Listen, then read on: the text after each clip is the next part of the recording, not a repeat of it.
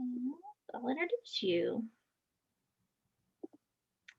Hi, everyone. As you know from all these weeks past, my name is Lacey Ballinger, and I'm the Director of Collections and Exhibits at the Tallahassee Museum.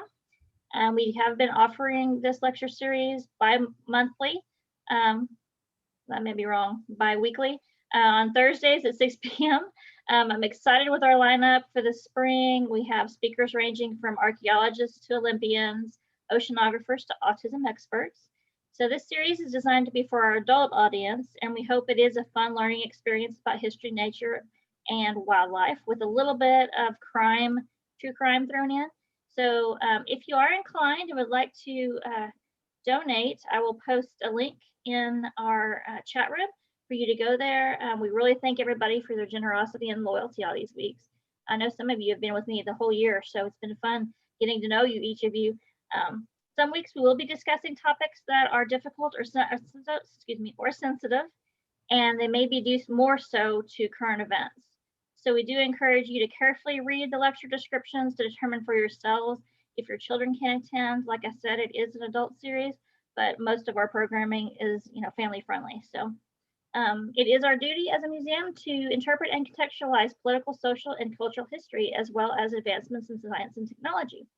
So through this series, we strive to have open-minded experiences where everybody can express differing viewpoints. And tonight's topic is brought to us by Catherine Zenko of the Center for Autism and Related Disabilities at FSU, or you've seen it as CARD at FSU. CARD is an autism institute and was established in 1994 and is one of 7 centers funded by the Florida legislature and coordinated as a grant program to the Florida Department of Education. The FSU CARD serves 18 counties in the panhandle of Florida, with offices in Tallahassee, Panama City, and Pensacola. CARD has extensive experience serving individuals with ASD and provides services for communication, social, and behavior problems, as well as provides information, consultation, and technical assistance to families and professionals associated with CARD clients. The center also offers partnerships to professionals and pre-professionals who serve or are preparing to serve the client population. CARD FSU currently serves over 4,000 individuals ranging from infancy to adulthood and has excellent working relationships with the early intervention system, school system, and healthcare providers in the 18-county catchment area and network of 7 CARD sites across the state of Florida. Now, Kathy is the director of FSU CARD, and she's also the co-author of 2 books, Understanding the Nature of Autism, 3rd edition, and Here's How to Provide Intervention for Children with Autism Spectrum Disorder, a Balanced Approach. Her clinical interests include early intervention, accommodations for school-age students, and providing professional development to various audiences. And I'm very thankful Kathy has agreed to join us. It's an important topic and it's an important month. I mean, this is National Autism Month, so Autism Awareness Month. So we're very excited that you're here with us this week. And I hope everybody is as excited as I am, because I haven't seen Kathy in a long time. So. All right. To you, yes. Thank you. That was quite the introduction. I'm so glad I don't have to go over what CARD is. So you did it. Thank you. That definitely takes out part of what I need to do. I'm going to go ahead and share my screen. Do I have permission to do that, Lacey? Yes, you do. Okay. And I'm going to share my desktop, and this is a small group, so please no judgment as to how messy it is. I'm very sorry. I do have what I need open already. So let's start here. I'll just hang out here, Kathy, but I'm going to mute myself so you can't hear me drink my water and all that. Okay, if you will just, I have the chat open, but if you'll just kind of keep an eye on things and let me know. Absolutely.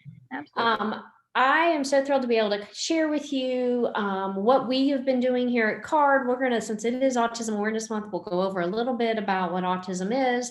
I'm actually using the presentation that I used with the staff and employees at the Tallahassee Museum. And I did that on purpose to kind of give you a glimpse as to what some of the training looks like when we are working with businesses who have asked to become part of our Autism-Friendly Business initiative.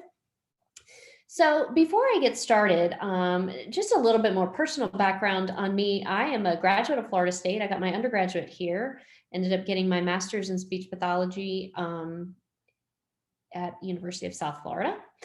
Lived in Gainesville for most of my life after grad school. I worked at the University of Florida Card Center for 16 years before coming up here back to Tallahassee, where I feel like I belong. And have been here since 2016.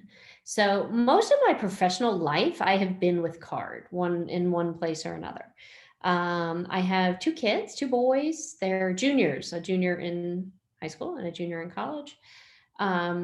I have a dog, Ginger, who I'm really hoping behaves and UPS or FedEx doesn't come by, or else you will get to hear her bark very loudly.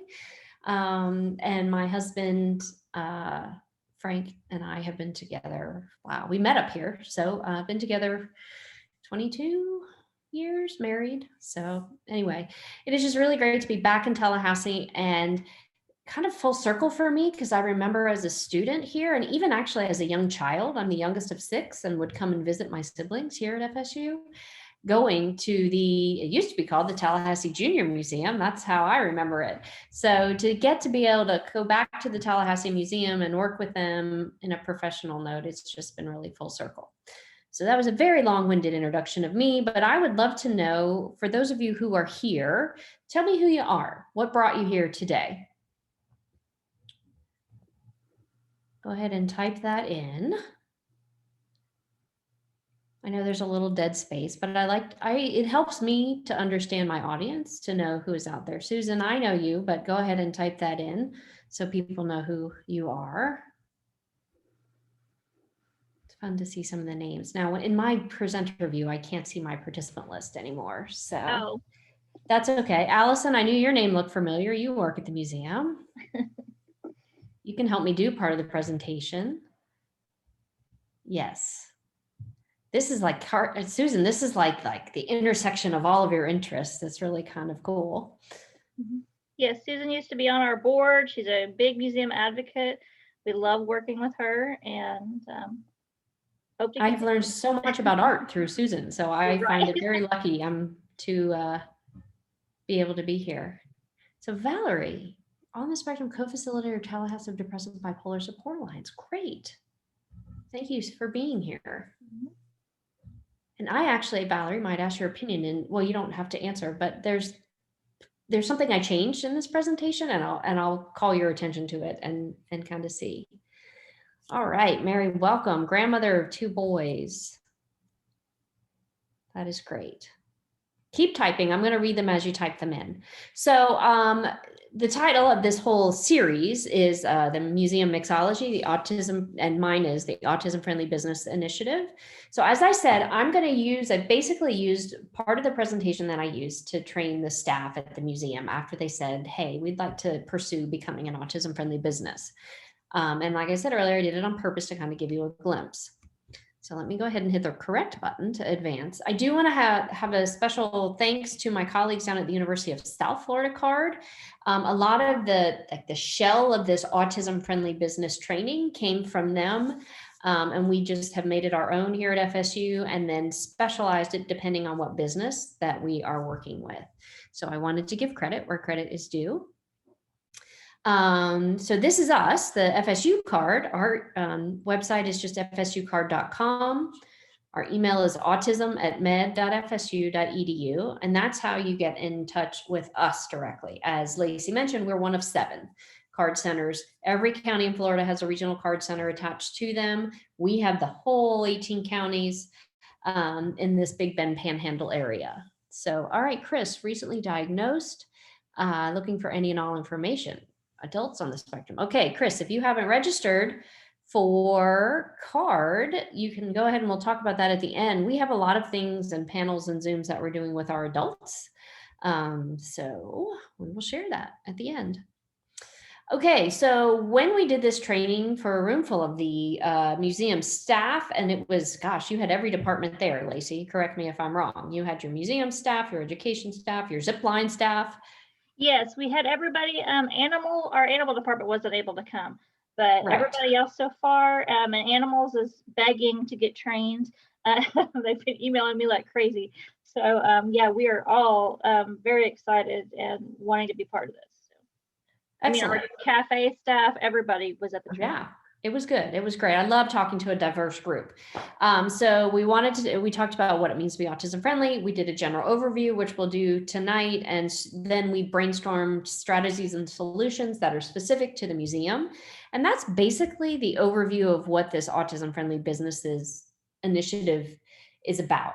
Is we choose businesses who ask for our specific help. We come and do training, but we tailor it to that business. So we want to make our strategies and supports that we're talking about relevant to the environment or whatever is going on in the business. And so, the museum training is going to be a little bit different than the Tallahassee Airport, International Airport. That's another one that I'm working with. So, the supports that we're putting in place are going to be a little bit different. So I'm going to share some of this with you. A lot of you know this, so you can chime in or give me examples, but what do we know about autism spectrum disorders? I went in and changed this and I must not have hit save. Sorry. The new statistics are 1 in 54. So 1 in 54 children would diagnose with autism now. Those are the new stats that came out from the CDC. There is a 4-to-1 male to female ratio. So there's obviously a lot more males than females. More than 3.5 million Americans live with ASD. So it affects about 1 to 2% of the world's population. I think those numbers are getting in between 1 and 2. And it definitely affects all countries, races, ethnic groups, economic level, socioeconomic levels. So this is what we do know. It is a complex brain disorder. There's no known cause, which means we don't have a cure. So anybody who is trying to sell you the cure for autism, I would be very cautious. It is a lifelong developmental disability. However, with intervention throughout the lifespan, it can get better in the way that it has less impact on daily life. It doesn't ever go away, but there's definitely room for improvement and growth, and just like you and I, so it is important. So there are no outward physical symptoms. So when you take a look at somebody with autism, you can't tell by looking at them. And I contrast this, let's say somebody who has Down syndrome. There is definitely some genetic markers and facial features that are much more easy to recognize, but autism, there is no outward physical markers. So a lot of people refer to autism as one of the invisible disabilities because it's not obvious when you first look at somebody. And then when they redid the Diagnostic Statistic Manual, which is kind of the book of which the diagnosis is coming out of, they redid it in 2013 to call this Autism Spectrum Disorder, and they have 3 levels of severity, ranging from mild to severe. So that's what we know. Okay, those are the dry facts. I'm sorry, I don't know how to dress those up anymore to make them more entertaining or more interesting. I find them interesting, but it is one of my special interest areas. So obviously it might be yours too if you're on this call. So the other thing that changed is we went down to 2 areas of impairment. There used to be 3, and now they've combined the blue, the difficulty responding and reading social cues, and social communication challenges. Oops, sorry. Oh, I'm going to have to go out and back in when I go to this next page because I don't think I clicked the right button to share my videos. So anyways, we have this difficulty with social interaction and social communication. And then the yellow represents this presence of repetitive behaviors, restricted and fixed interest. And then on the bottom, you'll see, there is that spectrum of mild to severe. And it's typically people use the higher functioning, which is not a clinical term. There's no definition, but people use it. But it's usually based on somebody's ability to language level and intelligence. So that's kind of where that level comes from when they're looking at severity.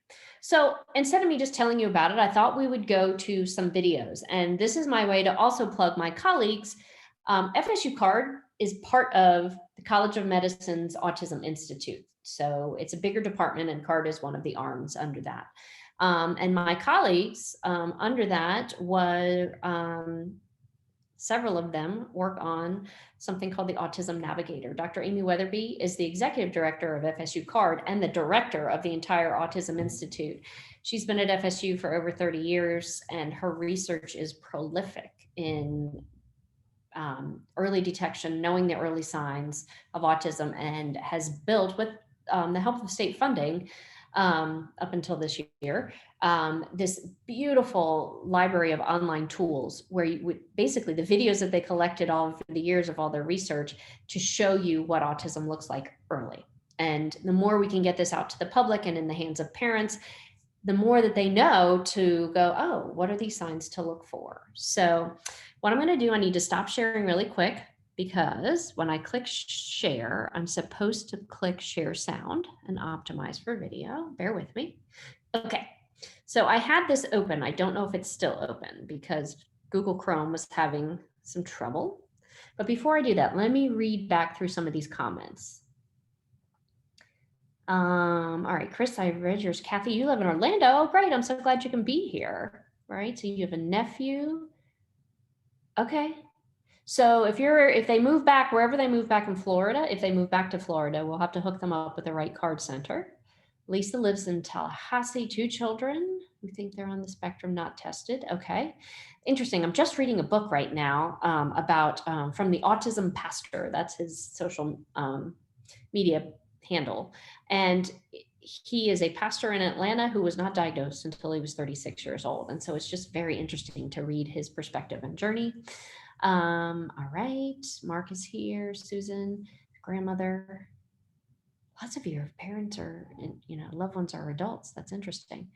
That's great. And then Susan. Okay, sorry, I just wanted to catch up to see if there are any questions. So let's go ahead. I want to go to this one. My Autism Navigator videos. That should take me right to the video I want. So this is the Autism Navigator page. And this one right here says, can you spare 2 minutes? It takes even less to learn the early signs. So let's watch this together to get more of a visual picture of what we talked about. All right, Lacey, tell me if you can hear sound. Ready? Children with autism have significant impairments in social interaction and communication. It is this, in combination with the presence of repetitive behaviors or unusual interests, that should signal concern to a trained observer. Think about how typically developing children naturally show a strong interest in interacting, communicating, and sharing their ideas with others, and easily shift their attention between people and objects. You want me to blow bubbles? Yeah. Can I have the cup? Where's the cup? Typically developing children listen eagerly to speech and try to figure out what you mean from gestures and other social cues, even before they understand the meaning of words. Bottle, thank you. Can I have this? Children with autism have a core deficit in social attention. This core deficit impacts learning and has a cascading effect on brain development. Get them open.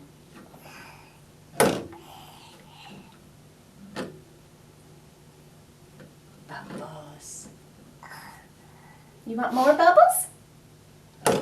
Autism interferes with a child's ability to listen to speech, to notice gestures, to look at faces, and to pay attention to what is important in the learning environment.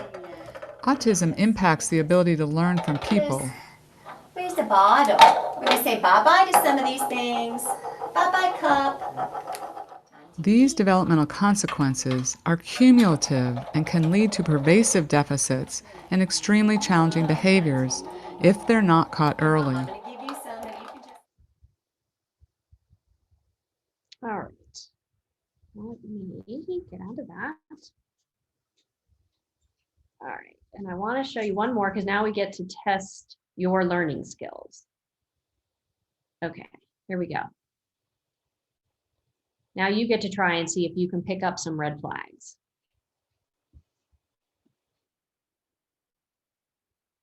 Did you get it out? Did you get it out?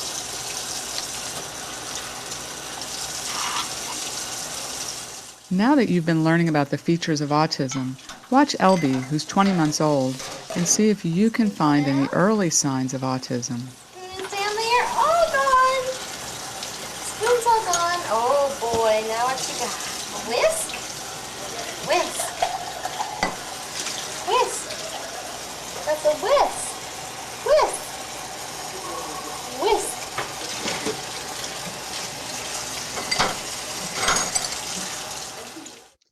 Okay, I'm going to stop it there. Get out of here. And let's go to the chat. We need to see the chat a little bit more. Let's minimize that.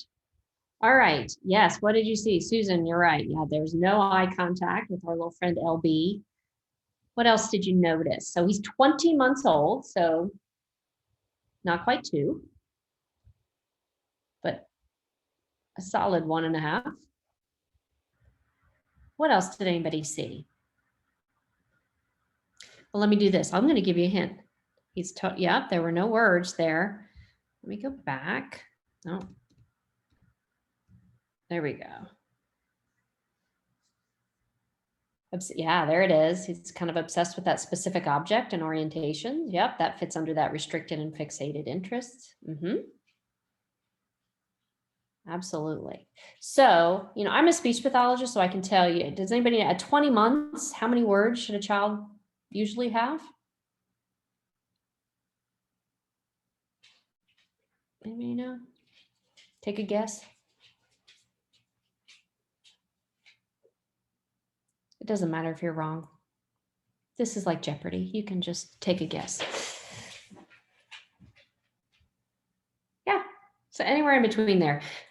50 to 100 words, there's kind of depending. The first words typically come in between about 12 and 13 months, and they start coming in pretty steadily. Then we hit 18 months and you're going to see kind of this burst in typical development. So yeah, those are really great guesses right there in that wheelhouse. These are all resources like I showed you from the Autism Navigator. There's another thing on the Autism Navigator that anybody in the world can get to. And I just want to show it to you. I got to log in. I was logged in earlier, but it logged me out, so that's okay.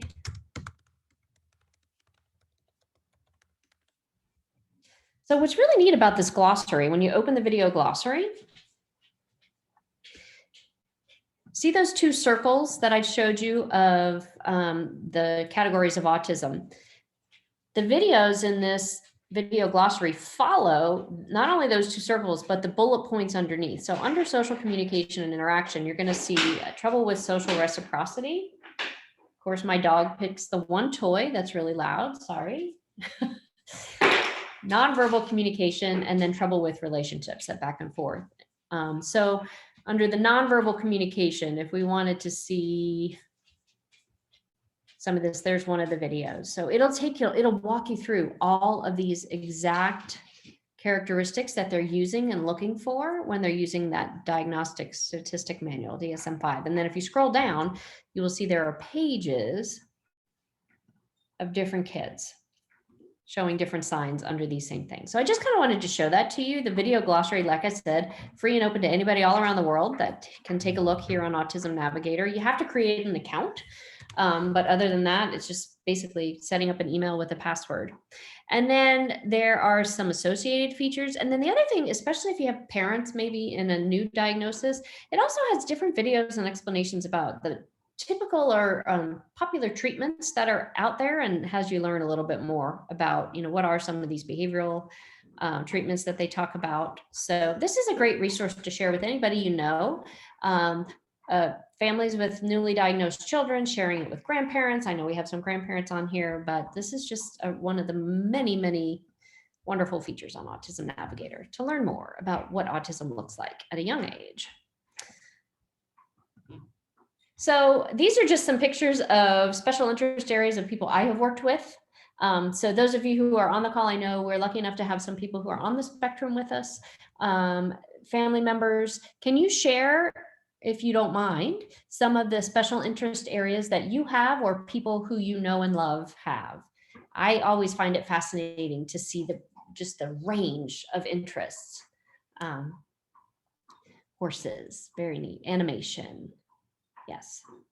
So this book I'm reading by Dr. Lamar Hardwick, who is otherwise known as the autism pastor, one of his interest areas is the Bible and learning the verses. So that was definitely neat to see his interpretation of some of the actual kind of historical things behind the stories in the Bible. Animation, trains, horses, elevators. Excellent. These are all good. So Thomas the Train was the popular one.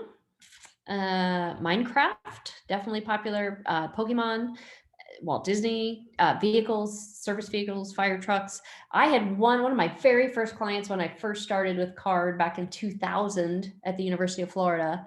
He was a high schooler who was so interested in the utility company in Gainesville. He memorized the grid. You could be out anywhere and look up, and he would look at a pole and he could tell you exactly what substation fed that pole and what voltage was coming out of it. I mean, it was fascinating. All right, Chris says Minecraft, apocalyptic sci-fi novels, collecting. Oh, Chuck Taylor's All Stars. That's a fun one. I had an opportunity when we were in San Francisco. They had a Converse store where you could go and customize your Chuck Taylors. So that was a really fun experience for my kids. All right, so we also know that individuals on the spectrum have sensory processing differences. They process the sensory world very differently. And each person that I have met processes things differently. And so just being aware that oftentimes the sensory filter that the quote unquote neurotypical people have, people who do not have autism, we have this filter usually that filters out kind of the not important sensory information that's coming at our brain and automatically just know what to tune out and what to focus on. I never even really knew this until talking with adults on the spectrum, where they share that they don't have that ability. And sometimes the channels are all turned up all the way. And it's so hard to just try and tune out some of the things. So that's definitely something. This is a video that I love to share with anybody where we're doing training, just to illustrate what it is like. And it's called Carly's Cafe, an experience through Carly's eyes. Carly does have autism. She is nonverbal. She communicates by typing. And people who are nonverbal doesn't mean they have nothing to say. They just have a different way that they have to communicate and express themselves. So if you don't mind, I would love to go ahead and watch this video with you and just get your reflections about it.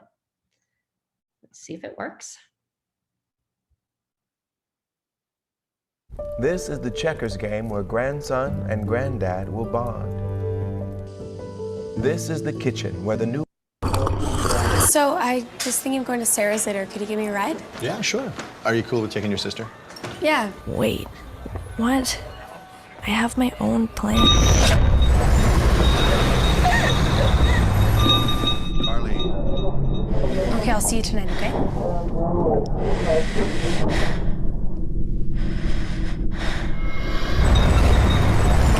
Focus.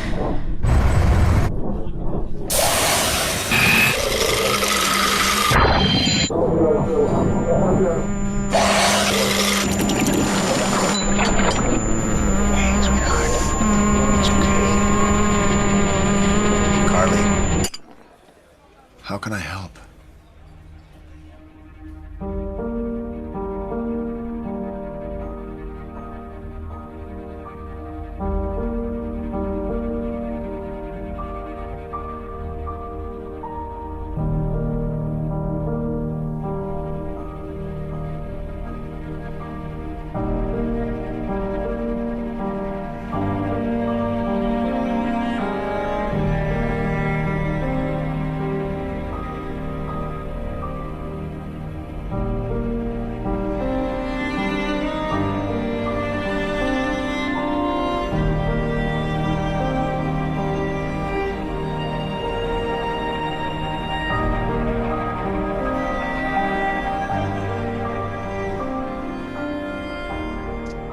Okay, how many of you have seen that video clip or heard of Carly?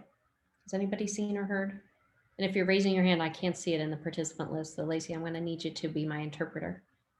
Yes, Susan, you've seen it. Anybody else? If you haven't, yep, she was on the Stephen Colbert Show. She did a hysterical interview with Channing Tatum.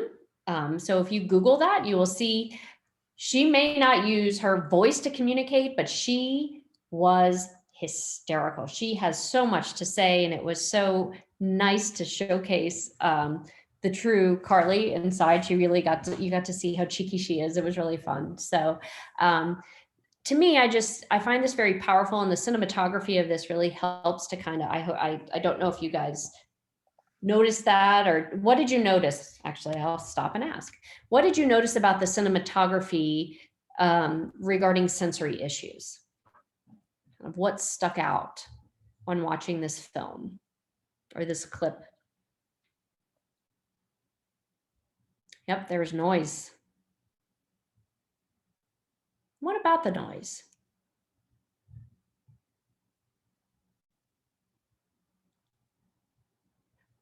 Yeah, it was definitely hard to focus because of all the noise. There's a confused collage of all senses, absolutely. Loud, distracting, overload, absolutely.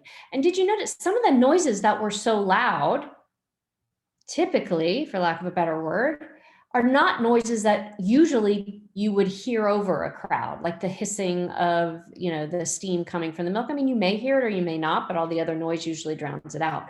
But see the close-up of the coffee beans and the liquids, exactly. It kind of shows us, if you don't process the world that way, it kind of shows us a little bit about what it's like to have this heightened just input of all the things all at once, and then having to be expected to be able to, focus. All right, so Chris, she says, for me personally, I hear all things concurrently, see objects out of place, experience problems verbally communicating what I'm experiencing. So for you, did that film somewhat show a glimpse into what it might be like to be you in a noisy coffee shop? I'm curious. Yes, absolutely oversimplified, but yes, okay. Well, that's good to know. Oh, okay, well, you've conquered it if you've worked at one. At least part of it. So one of the things that we are always trying to do, and especially in our Autism-Friendly Business Initiative, is help to break the stigma that the word autism may bring. So we truly believe people with ASD can and do live happy and productive lives. We want to focus on our similarities rather than our differences. We all communicate through our behavior, both verbal and nonverbal. We are all interdependent members of our community, and we want everybody to be able to be a part of our community and access things, hence this Autism-Friendly Business movement. And we all need and deserve to access that community through this meaningful participation. So we're thrilled that the museum reached out to us and wanted to be part of this building of an inclusive community. So what we know, this is kind of an oversimplification. I'm going to borrow Chris's words again, but kind of review of what we've talked about so far. We know people with autism often do not like change and prefer routine. They process things very literally, black and white. Oftentimes find some abstract concepts like time and other things that are not so concrete, difficult to process. They definitely process sensory information differently. They oftentimes have trouble communicating, even individuals who are verbal. When stressed or in situations that are unfamiliar, oftentimes the verbal communication is difficult because they are just kind of in a fight or flight or freeze mode, and it's difficult to come out. They have trouble reading other people's emotions and feelings. They don't always know the hidden rules. If you're not great at reading other people and those, hidden rules, you're not going to know what the rules are. So based on all of this, what did that mean specifically, and what are we working on at the Tallahassee Museum? And so Lacey, be ready, I may chat with you. So one of the things we always focus on when we're working with businesses is we talk about the advantages. Hopefully it's going to help change the perceptions of the people who work in your museum, and then also the patrons who visit, because you are leading by example, that we are including everybody, even people with differences. So we're going to go ahead and make this an inclusive community. We set the example for your industry, which is great. And it helps build your customer base, because families with autism are always looking for places, and families and adults, always looking for places to go where they feel safe and accepted, and they don't have to pretend to be somebody they're not. And that's kind of our overarching goal. So one of the things that we kind of brainstormed about creating a welcoming environment, we definitely, the goal is for everybody to feel welcome. Again, my changes didn't save. That makes me so angry. I'm sorry, because this is where I was going to pull my adults with autism in. What I changed here is when I first did this presentation last year, it said use person first language. Me, as a speech pathologist who has worked a lot in the schools with IDEA, which is the Individuals with Disability Education Act, they state that you need to use person-first language. Now, after speaking with a lot of adults that I know who are on the autism spectrum, they actually, a lot of them don't prefer person-first language. So what I edited that didn't get saved is ask. Ask people what they prefer. Do you prefer we use person-first language or identity-first language? So I was just wondering for our adults who are here on the panel, what you prefer. And you don't have to share. If you'd like to share, that would be great. But apparently my edits didn't work here. So it's always good to ask, and we will use whatever makes the person more comfortable, which follows up with personalizing interaction. So what does that mean? So some people, person-first language means a person with autism, person on the spectrum. Identity-first language would be autistic, the child, you know, this is an autistic male or an autist. It depends on how you want to say that. Different people I've known, adults call themselves something differently. A neurodiverse person. Okay, there you go. So that is also, you know, instead of identifying with autism specifically, it's, you know, neurodiversity. So Chris prefers that he is a neurodiverse person. Absolutely. So it's just good to know that that is out there. When I have, again, just being taught in my profession, it has been drilled into me based on the law that we have to use person-first language, and because it is the most respectful thing. But now, once we're actually talking to the individuals on the spectrum, some of them say, I actually don't prefer person first. So I definitely am of the philosophy where I'm just going to ask you, what is your preference? And I will go by that. We want to have ways for everybody to communicate, for even people who communicate differently. So we want to make sure that we have that.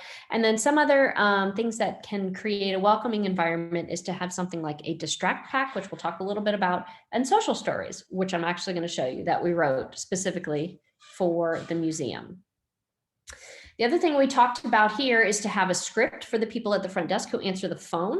So if, or who answer email. If a family mentions they'll be visiting your museum and they have autism, here are some helpful questions that the museum can ask. What are your family members' sensory triggers, if they have any, so that we can think about the experience that they may have in the museum. And if we know the triggers, we can give them a warning as to where you may expect something. How does your family member communicate? So we need to know, do we need to have kind of a whiteboard in hand to draw pictures or write some words? Do they talk verbally? And then we can ask, do you want a copy of the social experience book to review with your family member before coming to the museum? So these are all the things that we developed. We wrote the social stories, and then we were ready to like jump in and start really making these, you know, putting the social stories on websites and making them and laminating them, and COVID hit. So Lacey and I are picking back up where we left off, and this is kind of step one of our redo after COVID, to really kind of put some of these ideas into motion. Some sensory considerations. We need to always think about, you know, crowds and lines. Lacey, talk to me about the lines for zip lining. Are there typically a lot of lines, and are they long for the zip lining experience? It depends on the time of day, but yes, they can be. I mean, we have people that have to wait in line, you know, up to 30 minutes to an hour because the people in front of them are going so slow on the course. So, right. I mean, especially later in the day, it gets really congested. So we have to address that. And luckily, you know, all of our tree-to-tree guides have been trained and know how to respond. So. Right.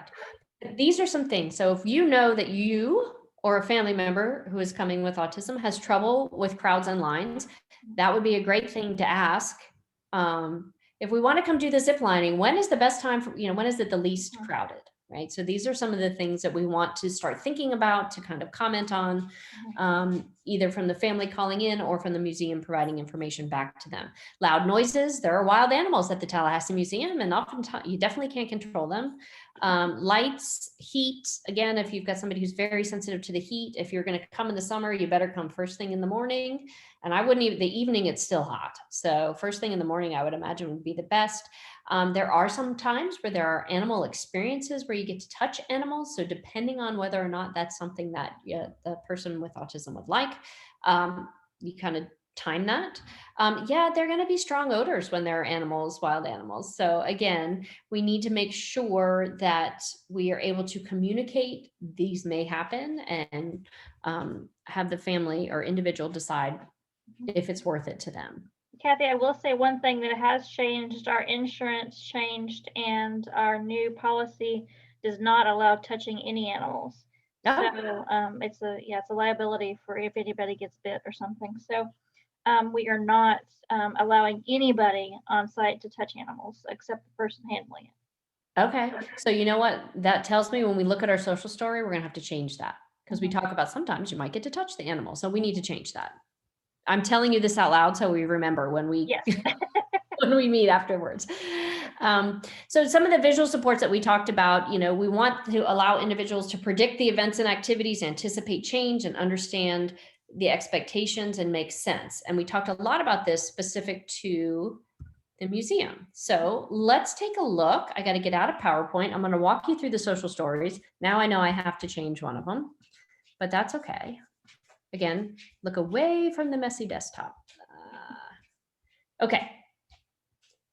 Can you see it if I leave it like that, or is that too distracting? Well, I'll put it in. Well, where'd my little choices go? I want to put it in the slideshow mode. Okay, well, it's not working, so I'll just. Oh, because I'm in Word, not PowerPoint. That's why. Huh. Okay, so here's our social story about the museum. Let me make it somewhat smaller so we can see the.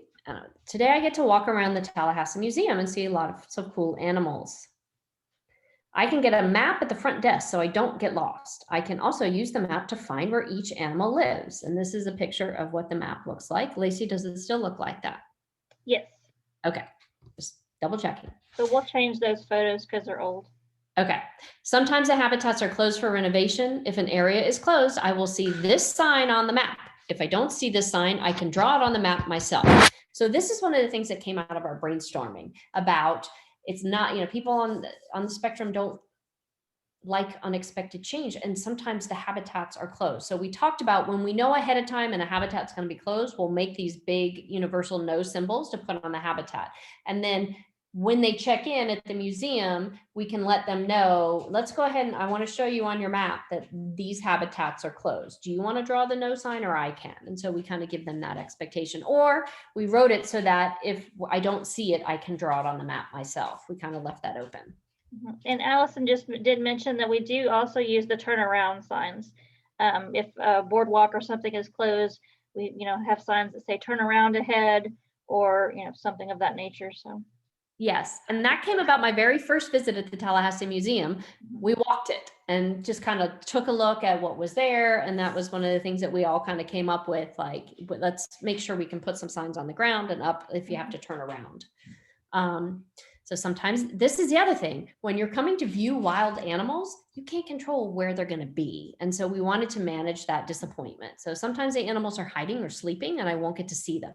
I can put a star next to that place on the map so that I remember to look extra hard for them next time I come back to the museum.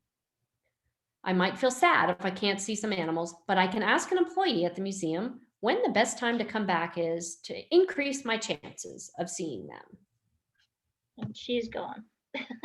She went home. So we'll have to fix this. When they throw a pandemic in the middle of our plans, we're going to have to change things up. So sometimes when I walk by the animal's habitat, they smell bad, but I can always plug my nose if I don't like the smell. So we want to prepare them and give them a solution of what to do. Each time I come to see the museum, or I come to the museum, I can count the number of animals that I see and make a list of the animals I want to see next time. So this again gave the point of this was to give the person who's experiencing the museum an active role to write down if they want to, or they could have somebody else write for them what they saw, and a way to write down any of the animals that they wanted to see but didn't because of any of the above. The exhibit was closed, they were sleeping, they were hiding.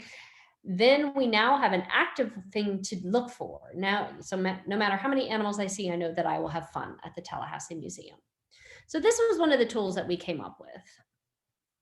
And then maybe we just get rid of this. we created a touching animals. So the Tallahassee Museum has so many cool animals. Some of the animals I'm allowed to touch, but there are also some animals I'm not allowed to touch. Yeah, so I think we just get rid of all of this, Lacey, now that you have new insurance. Yeah. Okay, well, see, that's the beauty of a partnership. Mhm. It's ongoing and we just keep collaborating. And we are almost done and we can just open it up to some questions. But some of the additional strategies that we talked about, creating a toolbox and or a distract pack. This is from my colleagues at USF. They worked with the Tampa Zoo. Kind of, you know, somewhat similar venue. They have animals. It is a zoo, not a museum, but where they had different items in there, kind of sensory fidgets and different checklists and things for kids to check out when they go and to kind of help them get through it. Assisting with difficult situations, it says see the map. So that was one of the things we talked about, giving them the map and having them help use that as the visual to mark off when something is closed or to see when something's closed so they can predict it. Using the signs around, making things clear and visual, offering a quiet space. That's something we're still kind of working out where the best place that would be if somebody just kind of needs to block out everything.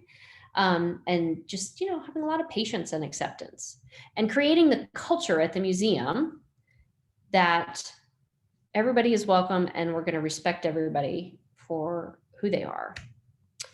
So that is the end for me. And now it's time for questions where I can turn my chat back on and see. Okay. So this is, I think that's the end, and I didn't have any other visuals. Oh, there it is. I knew there was one more slide. So again, contact information for us at the FSU CARD. Our phone number is there. I highly actually recommend email rather than phone. We do check them and we get the voicemails turned into emails, but we are still in the, most of us are working remotely and not back in the building. We are in a very slow going back. We're hoping to get people vaccinated before coming back to the actual building. So we're currently at the Autism Institute in this, I believe we have a director's meeting next week to kind of talk about the whole reintegration plan into the office. So autism@med.fsu.edu is definitely the best way to get a hold of us. I do want to take you to our website, if you don't mind, just to kind of show you around. If anybody has questions or comments, or go ahead and put them in while I take us to the website. You have one question, Kathy, on is there a better or more correct way to say high functioning? I don't really know.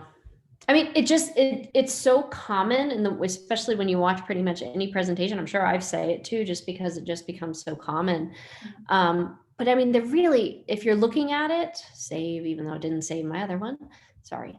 When you're looking at it, there's no firm definition of it. And so the argument is, well, if you're going to call this one high functioning, what does that mean? Is the default meaning this person next to them is low functioning? So, I mean, that's just sounds insulting. So I don't really know a good answer to that. Sorry. But it was a good question. Okay, so here's our website. Linguistically adept versus nonverbal. Okay, I like that. Anybody who is in our 18 counties who is not registered with CARD, first thing you can do right here under, this is an event I want to come back to tell you, but is right here, register, become a client. You click on that and there's an online intake. You click online. It's kind of hard to see in the green. We've gone round and round about this. Can't tell you how many times we've redone the website. It'll take you to this page right here. It's a HIPAA compliant page that actually is connected with our database system. And you can, a new referral for a child, a new referral for an adult, or a new referral for an adult with guardianship. So some of our adults are not their own legal guardian, so you would click that one.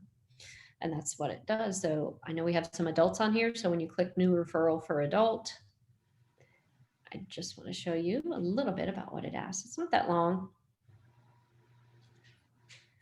It's not cooperating because that's what happens when you're live. Exactly. Okay, well, you can go check it out.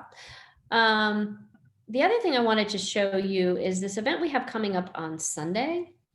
It's one of my favorite things we've done. We have had three. Our fourth annual Kicking It for Autism was scheduled for last April, and we had to cancel it. And this year we still can't be in person, but the team and the partnership we have with the FSU soccer team is amazing. So we've come up with a workaround. We're doing a visual or a virtual Kicking It, meet, greet, and move your feet with the FSU soccer team. So it's going to be on Zoom from 3 to 4. It's free. We've got the hour planned out. Most of the soccer team will be on there as our panelists. We have Kristen McFarland, who is a 5th-year senior. So she's actually participated in all of our live events. We started those in 2017. She will be the MC. She's majoring in broadcasting, so it's kind of fun. It's got a great personality. So we'll get to meet the players, play some fun Guess Who games. We've got trivia questions for all ages. So those intense soccer enthusiasts who will know who they played and what the scores were, and then just some really kid-friendly trivia as well. Thrown in between, they've pre-recorded some soccer skills that you can try at home as long as you don't break anything wherever your computer is set up to watch. And then we'll have a question and answer session with the team. So at least we just wanted something to keep the momentum of this really cool event, and hopefully we'll be in person again next year. So I encourage you to check that out. You do need to register. You can find it on our website, and then actually our Facebook page, which I shared this event on and shared it again like 15 minutes before we started. Let's see, when I first logged into Facebook before I came on, Chrome was not working with Facebook. Let's see. Oh, it's fixed. Okay, good. Let me come down to, where am I? Of course, I can't see my page. FSU, there we go. That's what I need. Yep. Doesn't like me today. But anyway, our Facebook page is just at FSU CARD. Our Instagram page is the same. See, here's our thing that we're doing tonight. We've done a lot of really cool events with the library lately. So any of the things, I just did training this week for the Leon County Sheriff's Office for the school resource officers, and they talked about it today on their Facebook Live. So we'll share that. Here's more information about autism, the event. There's an actual event page too. Any trainings and adults. So this is something that we've offered. Unmasked is a thing that we do the 2nd and 4th Thursdays of the month for women who are actually registered clients with FSU CARD. And then we also do, once registered with CARD, there's my other adult one, Talk It Out. There it is. Here's an example of one, Talk It Out Tuesdays, that we have for adults. We are finishing up another series that we did for adults. It was a Love on the Spectrum kind of discussion. Love on the Spectrum is a series on Netflix. And so the adults watch we pace the episodes. You'd watch an episode and then we'd come on for an hour and kind of talk about the different issues that came up in that, all surrounding around dating and, dating safety and all of that. So we do have a lot of things. Our Facebook page is always the most current and up to date. We are trying to keep our website calendar as up to date, but it always lags behind a little bit. So I have a Q&A.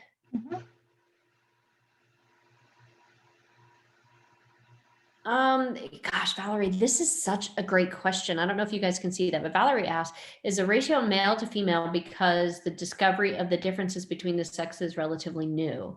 And is the current testing for autism taking that into account? I don't know. I don't think our current measures have had enough time to adjust. I definitely think there are more girls that are missed. The standard measures for autism were definitely more highly normed on males than females. So they definitely are missing some. At least it's now people are more aware. I definitely think just genetically speaking, there are more males and females on the autism spectrum, but we are missing females because the symptoms they present differently. So we're not there yet, Valerie. Okay, but this is a hot topic of conversation right now. It's definitely being discussed, which then hopefully will lead to some changes. Great question. Do you have any more questions or comments? You know, we only have 4 minutes left. Oh, we run over all the time. Okay. It's just up to everyone if they want to stay, and you, if you want to. Well, I'm usually so chatty that I go over, so I'm really glad I didn't. That's something I am personally working on. So, anything else I can answer for you? Or me, I mean, you know, about the museum and what we're implementing or trying to implement. Well, and I would just like to, you know, a big thank you to Lacey and the museum for reaching out, to being interested and wanting to kind of lead our area in trying to make the museum autism friendly. Awesome. Absolutely. I mean, one of our catch words, or I don't even know what you call them, but is inclusivity. And that's, I mean, autism is where I started. I mean, it's one of the major things that we need to be addressing. And absolutely. And I think, you know, you mentioned I was the author of a couple books, and the second one, like after the semicolon, says a balanced approach. And throughout the book, that means different things. But one of the things in my personal philosophies has always been balance. We can't always ask the people with autism to do all the changing to fit in. We need to know, let's understand the way you learn, and how can I make some accommodations so you're not the one having to run uphill the whole time. So I am very much a, you know, let's meet in the middle kind of person. And have both people, you know, both sides doing the shifting so that we can all kind of get the most out of what we need. Allison mentioned your training, and it really helped her and our teachers in camp with working with the children. So yeah, it's been, I mean, just across the board, not even, you know, neurotypical. I mean, if you are neurotypical, it's helped working with all children. It's not just, you know, because everybody looks at everything differently. So absolutely. Absolutely. Well, again, we've enjoyed this. I look forward to, you know, jumping back in and kind of picking up where we left off. Part of the Autism Friendly Business initiative, when we're doing that, is, you know, ongoing. So you'll have new staff, you'll have other areas who didn't get training, or something will come up. And that's the beauty in how this initiative is really structured and the way it's supposed to be. It's not supposed to be, okay, Lacey, check the box. We did one training for your thing. Bam, you're good. Here's our stamp of approval. That's definitely not the philosophy behind this initiative. It is a partnership, and let's work through together. Like, for instance, we'll make visuals, and then you change insurance. And so now we're going to get rid of the story. Exactly. So maybe it's good that we didn't post that on the website. It is. It is. I think you've got a couple more questions. Valerie, does autism come with co-occurring disorders? Say that. I'm sorry, I got distracted. Say that again. Does autism come with co-occurring disorders? Yes, a lot of times. So some of the most common coexisting, or what they call comorbid, which is kind of a morbid way to describe it, but coexisting, you can have autism and ADHD or ADD. There are individuals who have autism and depression, anxiety, mental health, and autism. The percentages of those coexisting is really large, especially from adolescence on. Those are the most, some people with autism also have seizure disorders. Some people with autism have intellectual disabilities as well. Susan, did I miss any? What are some other common coexisting? I think I've listed them. I hope that answered. Unless I missed it, tell me what do I offer as a whole for anyone with autism? All right, that's a good question, Mary. So we are a, okay, let me come back to that because now I got distracted. Yes, Chris, on our website, we have a list of businesses who have completed the Autism Friendly Business training. If you search Autism Friendly in our search menu in our website, it'll pull up that whole section. Now, I am working to get that up to date. I don't think it's up to date at the moment. So it is always evolving. Okay, back to Mary's question. Yes, so what CARD does is we are a kind of a we're a resource and referral. We can provide information and help with family short-term consultation. So if you're having an issue on like getting dressed or getting on to school on time, or if there's a school issue, or if you're an adult looking to find employment, we can do, some coaching, let's talk about it, hook you up with the agencies who can provide the direct service. One thing CARD can't do is do direct service. Like, as I mentioned in my bio, I'm a speech therapist. I can't do speech therapy with any of my clients because that's duplicating services that are in the community. And that's the way the actual statute is written. So we do a lot of training like we're doing tonight. We'll do public awareness. We do individual assistance with families and individuals to work on specific issues. So they're very short term. And our overarching goal is, when we work on those things together, is to give you the tools you need. So the next time that happens, hopefully you will have the tools to do it yourself, right? We're always trying to teach you to fish with that proverb. And then when people need help again, we have to have, we rely on the clients to call us when they need help. We are definitely client driven.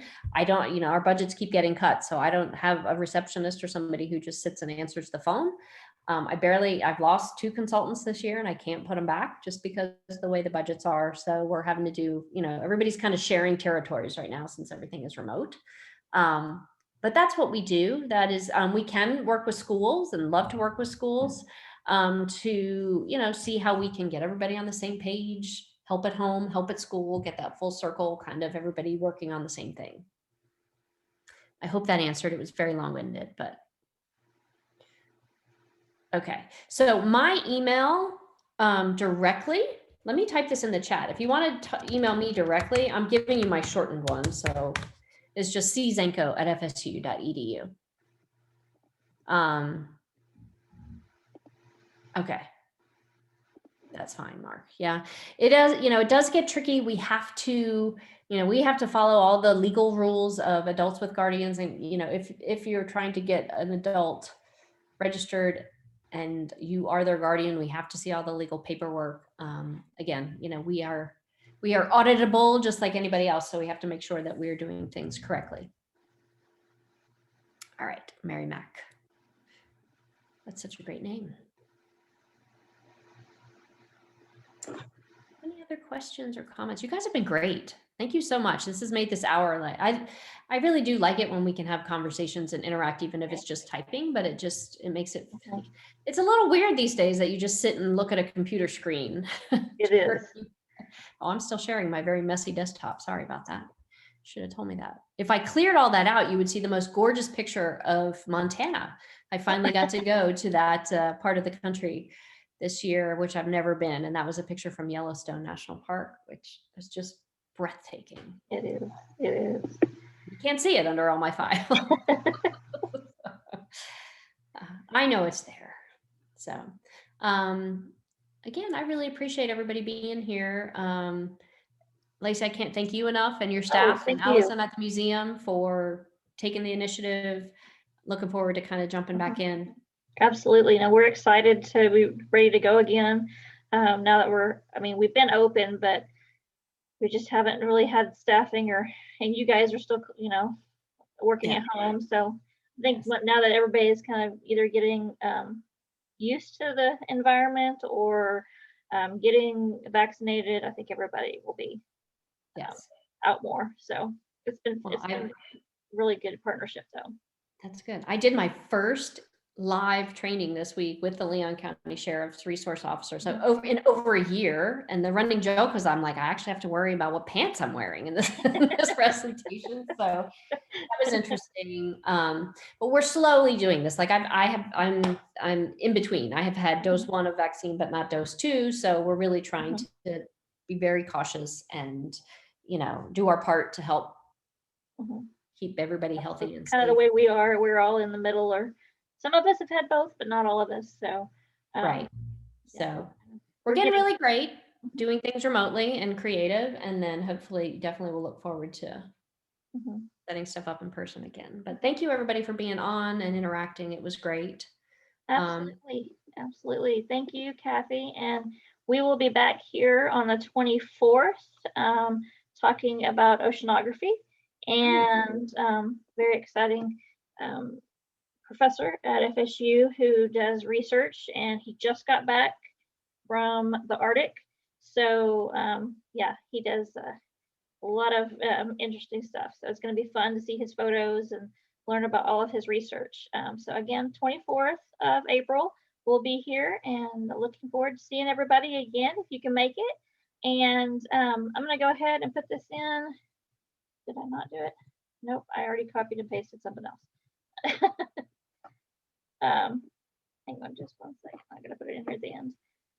Thank you guys so much for being here again. And if you are interested, I have to do this. I'm sorry. Yeah, the giving link, please. There we go. If you want to continue to see our programming, we do have the tip jar there. Is available on our website as well. And again, let me put my email in there. If you need anything or want anything from this presentation, let me know and I can share. I did take a screenshot of one of your slides, so I can share that if we need to. And otherwise, it'll be on the museum's YouTube page in about an hour, probably. So. And Lacey, if you'll tell me what slide that is, I can send it to you. I don't know. It was the one with all the websites that the videos that you clicked on. Okay. Okay. I just did a screenshot, saved it. Okay, that's fine too. That's totally. But yeah, fine. Yeah. Either way. Okay. And I will hopefully see you soon. Yes, ma'am. Not virtually. Yes. All right. Thanks, everybody. Everybody stay safe. And I know some cities are locking back down, so be careful out there. Again, our friend in Paris, she got locked down this week. So please stay safe, and we will see you again soon. Bye. Bye, everybody.